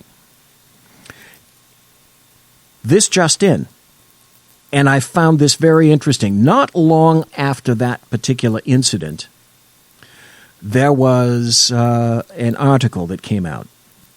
And I think it was, if I'm recalling correctly, it was about 3 or 4 days after the event, maybe the next week. Stockholm attack, homemade bomb found in lorry used to kill at least 4 people in Sweden. So that when they went through the truck, it wasn't just the truck itself. There were bombs in that particular truck. So, and I think it was the mayor of Copenhagen in Sweden said, "Do you know how to stop this? I have the perfect idea as to how we're going to stop truck attacks like this in the future. We just won't let cars into the city at all." Now, there's a brilliant solution.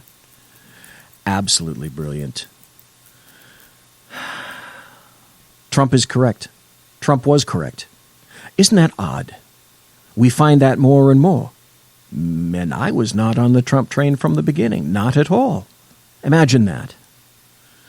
Heavy sigh. Out of Sweden this morning, showing the riots that erupted in a heavily migrant Stockholm suburb. This was Monday night. Masked looters set cars on fire, rocks thrown at police. One police officer actually fired a shot into the crowd. This is Sweden.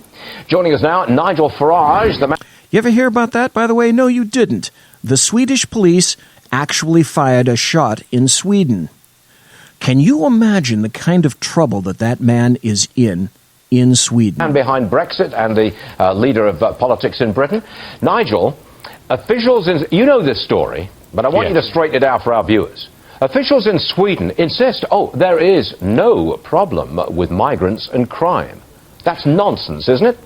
Oh, yes. I mean, I think that Sweden its politicians, but particularly its media, are in denial more than any other part of Europe. Let me tell you why. There is now an established, agreed convention amongst all the Swedish broadcasters and newspapers that they do not ever give the identity, religion, or nationality of those that perpetrate crime. Did you hear what he just said? That is collusion. That is corruption on the part of GAUPs, what I call guilty, overeducated white people. They are colluding to make sure that the public does not receive the important information that they must. These things are just listed as crime statistics, whether I'm talking about rape or murder or whether it's just outright looting and rioting. And the Swedes are in denial. And frankly, what is going on in Sweden is that in their efforts to be politically correct, they're not being factually correct. They're trying to hoodwink Sweden and the rest of the world. And it undermines belief in the media. It undermines belief in government because they're just not telling them the full truth. I think. Who is fake news? Who proliferates fake news? And at whose behest is fake news distributed? It's a very dangerous thing to be getting into in Sweden. But Nigel, I'm sorry, let me just carry on for a second here. I've got a report from the BBC that a Brit was imprisoned in Guantanamo. He's released, goes back to Britain. He sues the British government on the grounds that British agents mistreated him on his way to Gitmo. He wins $1 million, or just over $1 million in compensation from British taxpayers.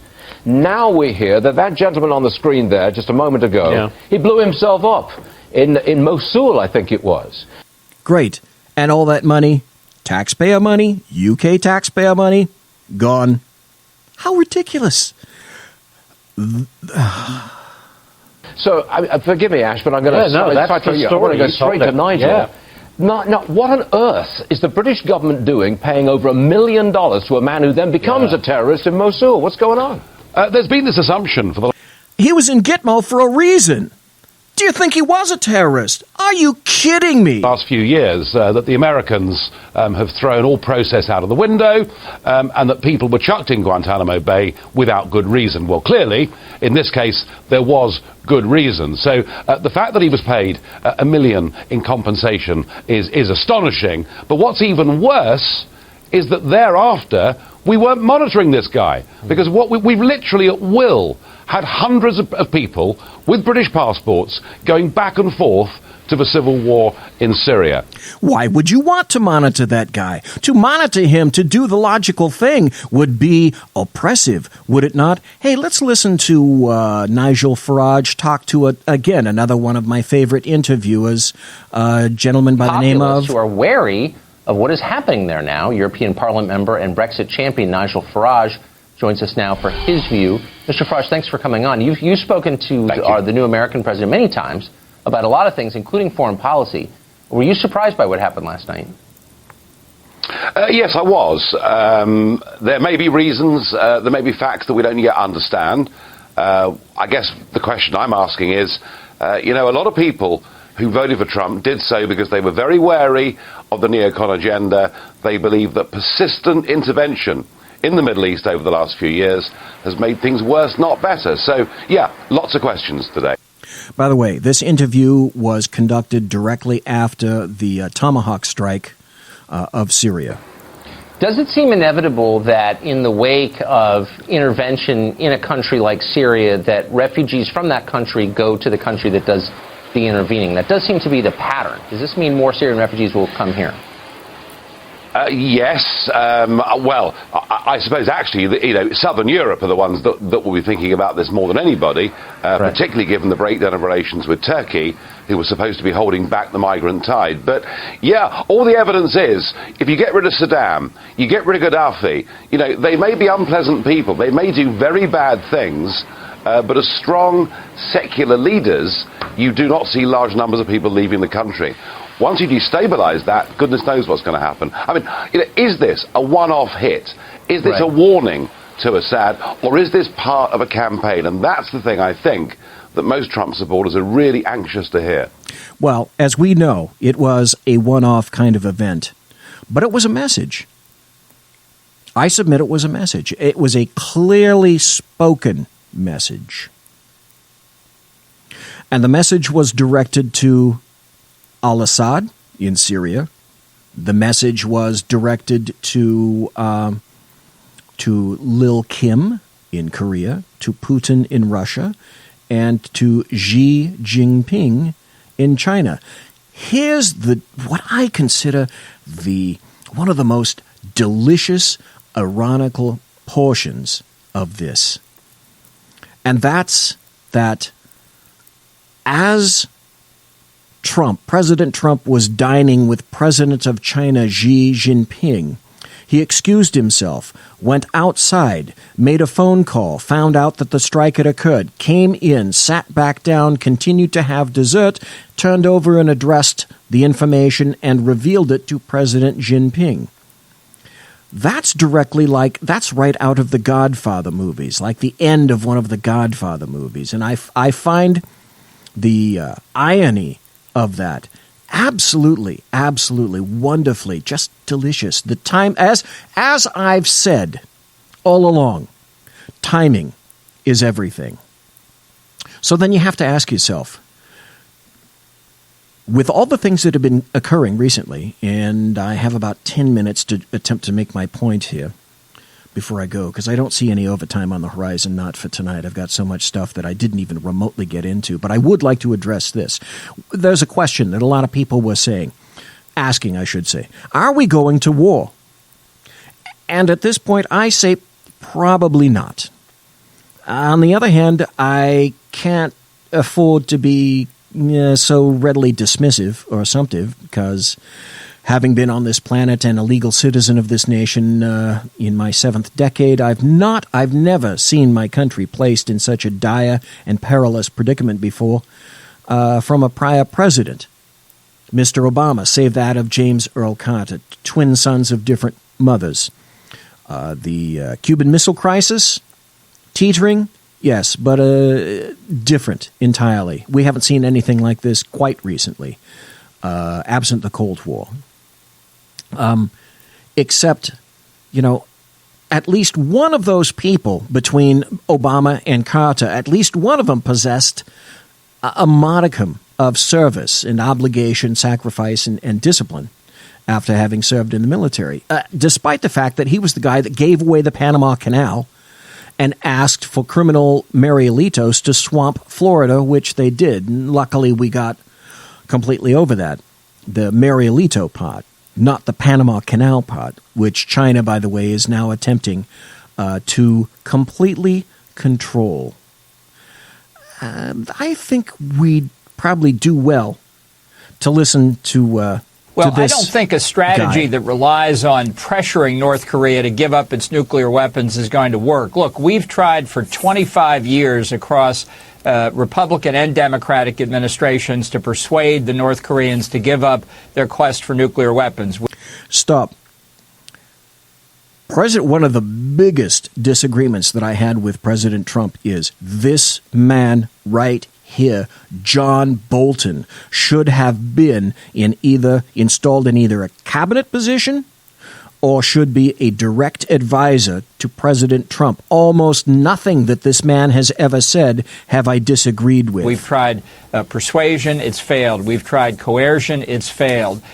Because the fact is, this regime is never voluntarily going to give up nuclear weapons. They're the ace in the hole. This is the regime's insurance of its long-term viability. And a simple pressure they've resisted. And beyond that, the only country that can put effective pressure on them is China, which understands very well how fragile this regime is. And China fears if it puts too much pressure on, the regime will collapse. That's actually what our objective should be. And what we need to do is explain to China that it's in their interest, despite years of policy to the contrary, it's in their interest to see North and South Korea reunited in a sensible way. That would end the North Korean nuclear weapons program. And in my view, that's the only way it's going to happen. Are you optimistic at all about this? I mean, do you see, when I saw Donald Trump meeting with the Chinese prime minister, I was thinking possibly maybe something could happen. There could be a deal made. What do you think? By the way, this is Greg Gutfeld, and he's interviewing John Bolton on the O'Reilly factor. As sort of an aside, Bill O'Reilly is on a vacation right now. That's the official status. Apparently, he's had this vacation actually planned for quite some time. Allegedly, he is to come back on April 24th. April 24th. So he's taking about a 2-week vacation. Is Bill O'Reilly coming back to Fox News? I submit I don't think he is. No, look, the Chinese have been, I'll be polite, schizophrenic about this for 25 years. They say, we don't want North Korea to have nuclear weapons, but they have not done one thing that's materially impeded North Korea from achieving that. And we have reporting today in the media that China has been much more supportive of North Korea's ballistic missile program than we had known before, from fragments of a missile that went down in the East China Sea. So there's a lot of information that shows how connected China has been.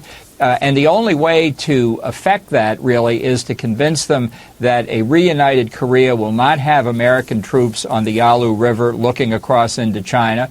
It happens, we don't want to be on the Yalu River anyway. There's a deal here, but we don't have much time. And one of the reasons that we're, I think, so pressed now is after 8 years of the Obama policy of strategic patience, which is really a synonym for doing nothing, North Korea's capabilities worldwide are much greater. And let me...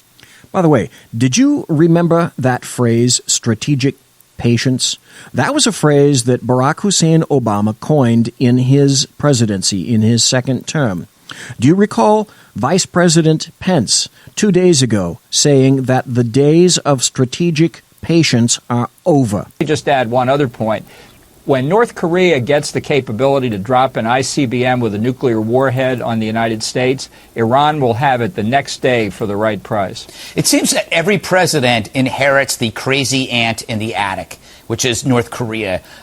Could Trump actually try a different approach? I mean, is it possible that we can finally deal with the ant and have her committed? Well, your suggestion was that Dennis Rodman go to North Korea. Maybe I should go with Dennis. Let's see what we can work out here. I mean, honestly, think about this regime. It's the world's only hereditary communist dictatorship. 25 million people in North Korea live in a vast prison camp. In the 1990s, the population began to starve. There was a depopulation of the cities as people left to go to stay with friends and relatives in the countryside where at least there was food, and yet the regime stays in power. They are devoted, obviously, to that. That's why I say this nuclear capability is their ultimate insurance policy. They're not going to give it up because they know if they did, it'd be the end of the regime. Well, yeah, Ambassador, you bring up a great point. The person that solves this problem actually solves an amazing humanitarian issue. You've got 25 million people in prison. I mean, if a president or someone can solve that problem, I think that's a Nobel Prize. I might be, you know what? I think it might be.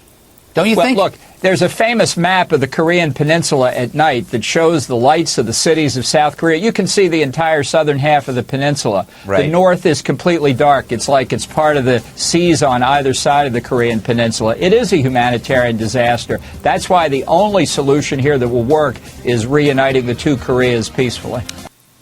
Now, that's a good point. He does make an excellent point on that.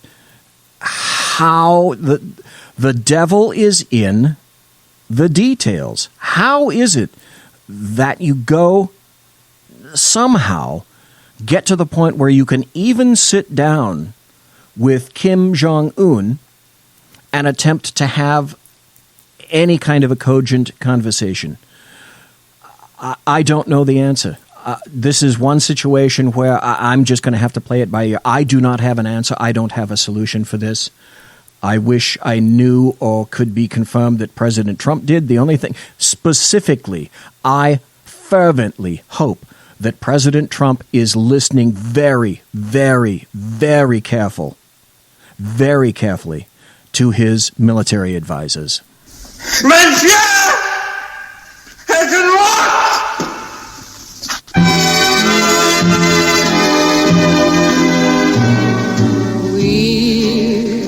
That's it. Cut. It's a wrap. Sorry, no overtime. Ladies and gentlemen, boys and girls, children of all ages, thanks for listening to the Bloviating Zeppelin's Berserk Bobcat Saloon on the SHR Media Network. If you want to contact me, you'll find me on Twitter at bzep and on my blog at bloviatingzeppelin.net. My original intro music is by Possessed Tranquility at reverbnation.com. Promotional consideration by Lockheed Martin Skunk Works and the Boeing Company. If it ain't Boeing, I ain't going. So will you. Tiaras by My Little Pony, and of course, thanks to my personal KC-135 Kettle 1 refueling team, with which I will be consulting shortly within the hour. Guaranteed, within the hour. I was singing. Please come back, listen to the Sackheads radio show tomorrow night on Wednesday, and then be back here in the saloon when we speak to the official attorney of the saloon, White Mamba, one each. Thank you, ladies and gentlemen. God bless. Take care. Be safe.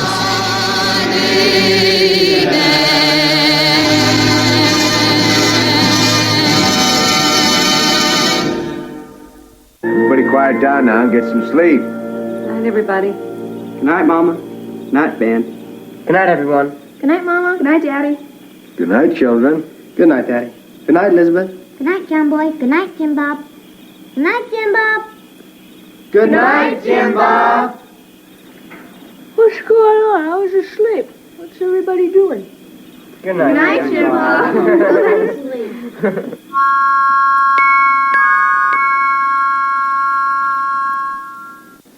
Good night, and good luck.